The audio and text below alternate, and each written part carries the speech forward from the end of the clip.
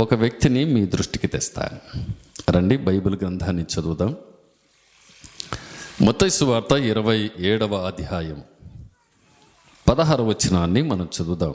మత్తయి సువార్త 27వ అధ్యాయము 16వ వచనంలో మనం చూద్దాం. ఆ కాలమందు బరబ్బా అను ప్రసిద్ధుడైన ఒక ఖైదీ చెరసాలలో ఉండెను.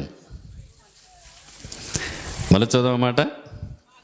ఆ కాలములో అనగా ప్రభువైన యేసుక్రీస్తు వారు ఈ లోకములో శరీరధారిగా ఉన్న ఆ కాలంలో బరబ్బా అను ఒక ప్రసిద్ధి అయిన ఖైదీ చెరసాలలో ఉండెను.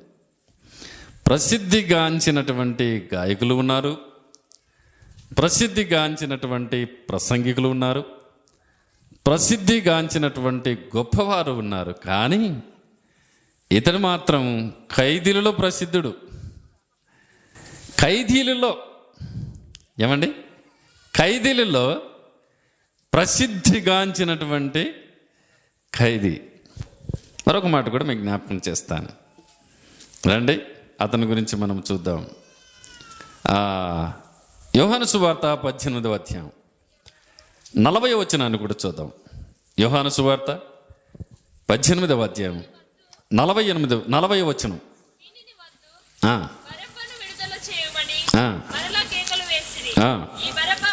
ఈ బరబ్బా బందిపోటు దొంగ. ఎవరండైనా బందిపోటు దొంగ. మరొక మాట మనం చూద్దాం ఇప్పుడు.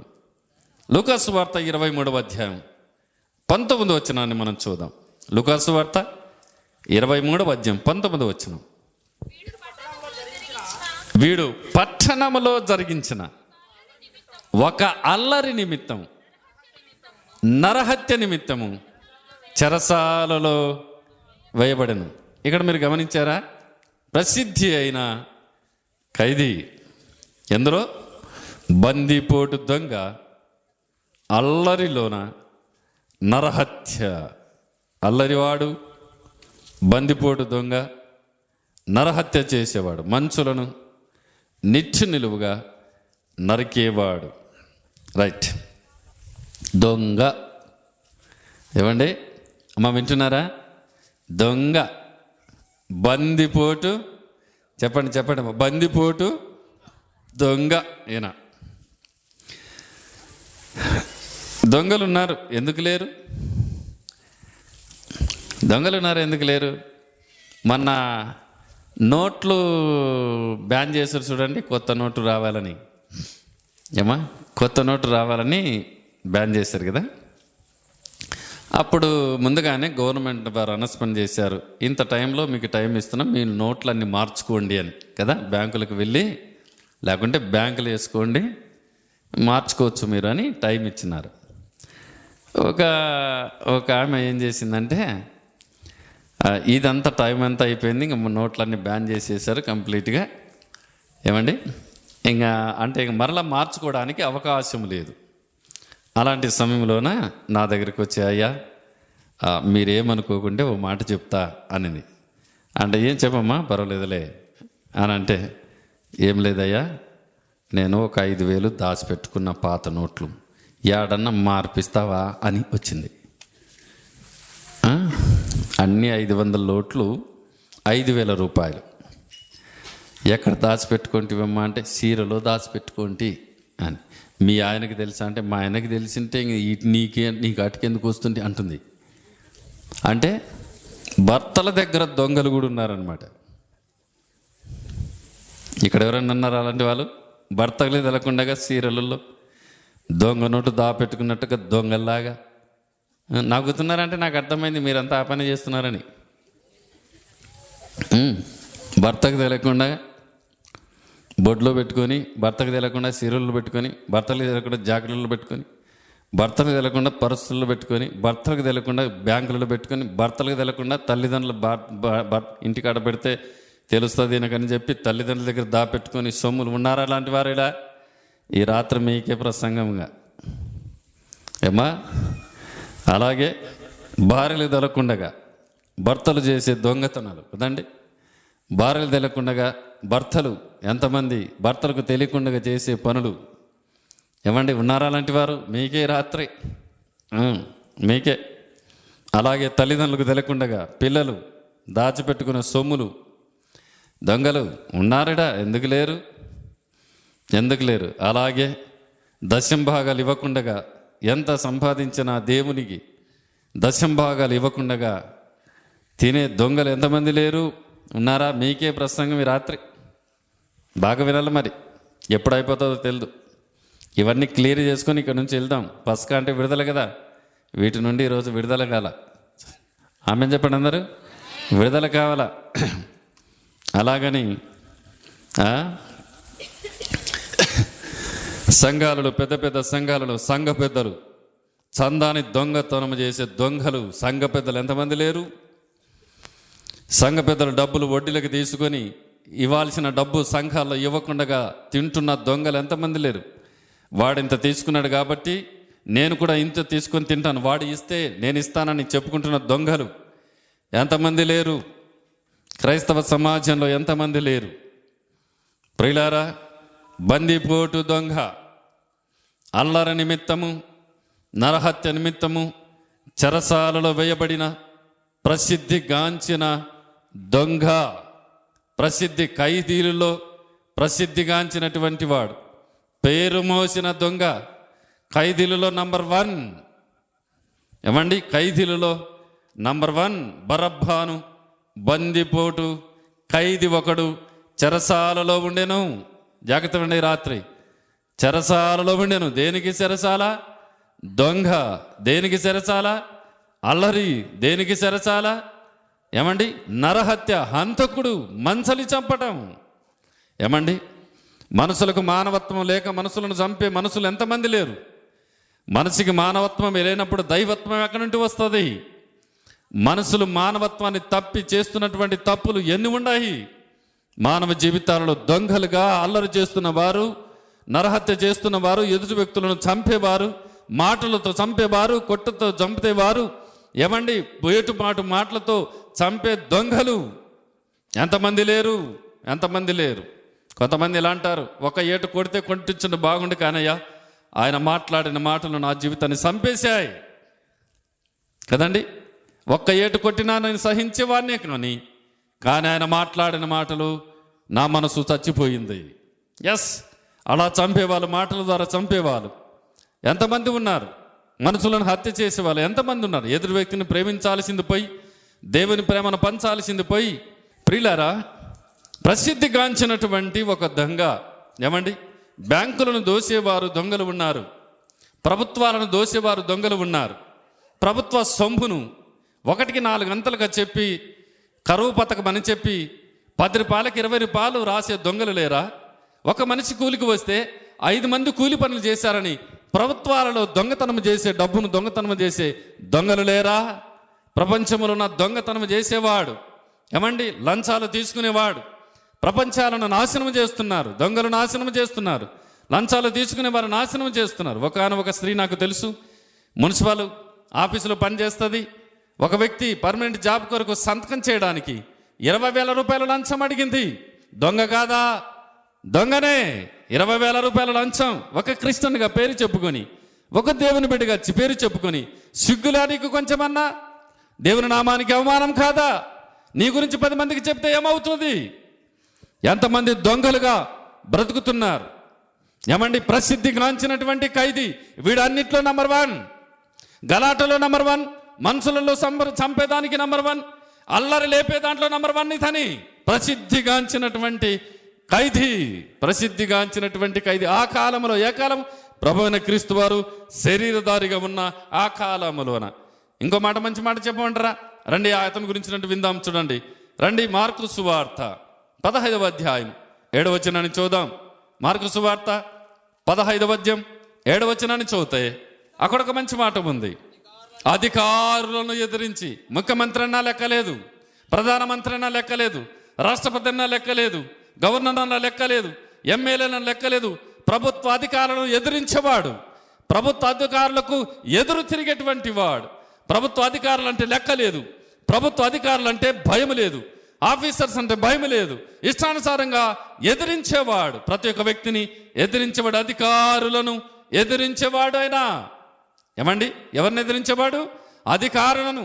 వాస్తవంగా బైబిల్ చెబుతున్న మాట ఏంటో తెలిసిన, మీ పైన ఉన్నటువంటి అధికారులకు లోబడి ఉండాలి. ప్రభుత్వాన్ని పరిపాలించే నాయకులు కూడా దేవుని చేత నిర్ణయించబడిన వారే. వారిని ఎదిరించడానికి మనకు అర్హత లేదు ప్రియులారా, వారిని ఎదిరించేవాడు. రండి చదువుదాము, ఇంకా కిందికి పోదాం. 15వ అధ్యాయం 7వ వచనం అట్లాగే కిందికి పది.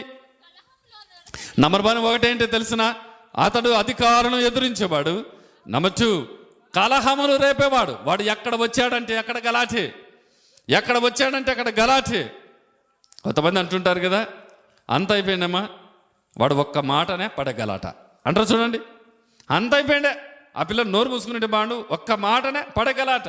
వాడు ఉన్న చోటల్లో కలహాలే, వాడు అడుగు పెట్టిన చోటల్లో కొట్లాటలే, వాడు అడుగు పెట్టిన ప్రతి చోట జగడాలే, గొడవనే.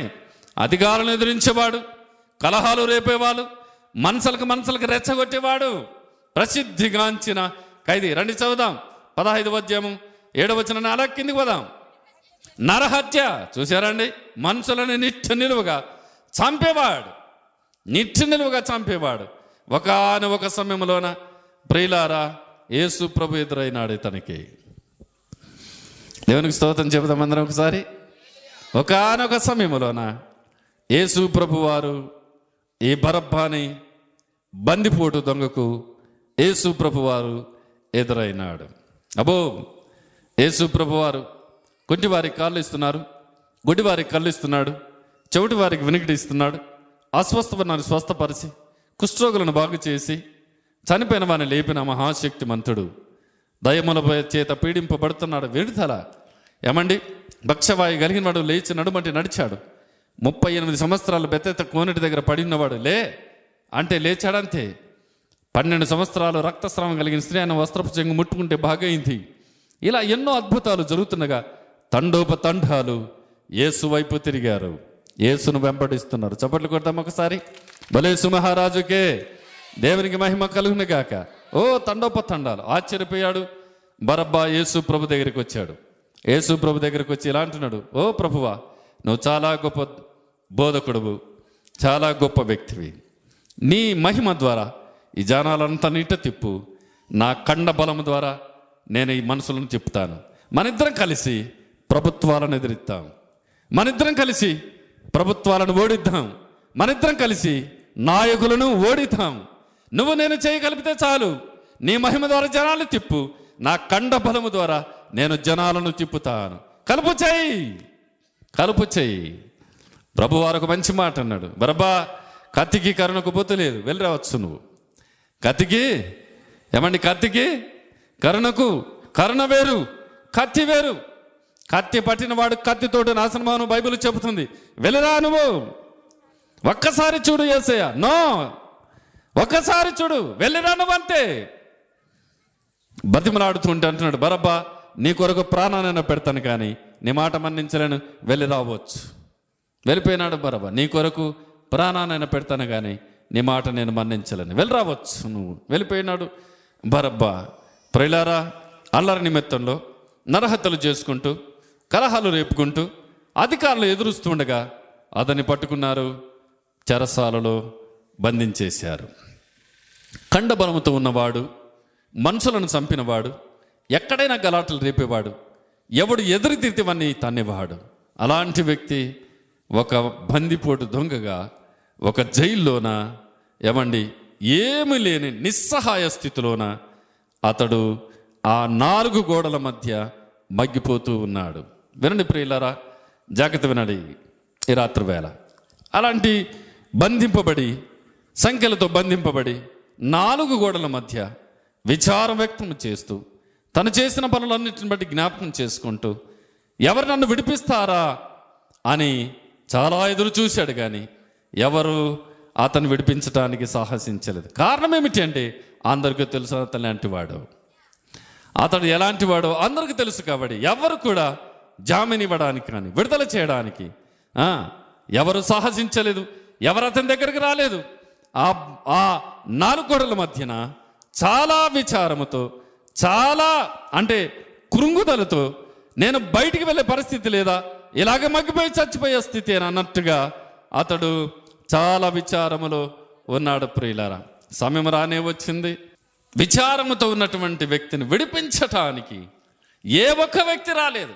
ఎందుకంటే అతని గురించి అందరికీ తెలుసు, అధికారులతో సహా అతనికి తెలుసు. అధికారులే పట్టుకున్నారు అతని. వీన్ని బయట ఉండిస్తే బాగుండదు, ఎంతమందిని చంపేస్తాడు. వీన్ని బయట ఉండిస్తే ఎంతమంది కొట్లాట పెడతాడు. వీన్ని బయట ఉండిస్తే ఎంతమంది అధికారులను ఎదిరిస్తాడు. వీడు బయట ఉండడం మంచిది కాదు, వీడు జైల్లో ఉండడమే మంచిదని అధికారులతో సహా అందరూ కలిసి వాడిని బయలు రాకుండగా, ఏం రాకుండా అండి, బయలు రాకుండగా వాడు మగ్గి అక్కడే చచ్చిపోవాలని, బయలు రాకుండగా విడుదల ఎవరు చేయడానికి సహకరించకుండా, ఏ లాయర్స్ అయినా సరే ఎవరైనా జామీన్ ఇవ్వడానికి వచ్చినంత ఎవరి వాని దగ్గరికి వెళ్ళకుండగా ప్రియులారా అరికట్టేశారు. అంతే, బందిపోటు దొంగ, ప్రసిద్ధిగాంచిన ఖైదీ అతని. ప్రియులారా వినండి జాగ్రత్తగా. అలాంటి సందర్భాలలోన ఒక ఉత్తరం వచ్చింది అతనికి. ఇద్దరు వ్యక్తులు అతని దగ్గరికి వచ్చారు. నేను గవర్నమెంట్ వారు విడుదల చేస్తున్నారు. ఆశ్చర్యపోయాడు. గవర్నమెంట్ వారు నన్ను విడుదల చేయడమా? నన్ను విడుదల చేయడానికి ఎవరు సాహసించలేదు, నన్ను చూడడానికి ఎవరు సాహసించలేదు, నన్ను దీని నుండి బయటికి తీసుకుని వెళ్ళడానికి ఎవరు రాలేదు, నన్ను విడిపించటమా? ఎవరంటే నీ కొరకు ఒక వ్యక్తి సిలువకు వెళ్ళాడు, నీకు విడుదల దొరికింది. చప్పట్లు కొడదాం అందరూ కూడా. బలేసు మహారాజుకే హల్లెలూయా. నీకు విడుదల వచ్చింది, ఆయనకు సిలువ వచ్చింది. ఎవరైనా యేసు. ఎవరైనా యేసు. ఒక్కసారిగా బలు పెరిగింది, గడగడ వణికిపోయాడు. అంతే, యేసు ప్రభు అన్నాడు ఆ రోజు, నీ కోసం మరణాన్ని ఆయన ఇస్తాను, కానీ నీ మాట మన్నించాలని వెళ్ళరా అన్నాడు. ఎస్, నా కొరకు నా నిమిత్తము, నా కొరకు నన్ను విడుదల చేయడానికి, తను మరణం పొందడానికి సిలువను ఎక్కాడు ఆయన.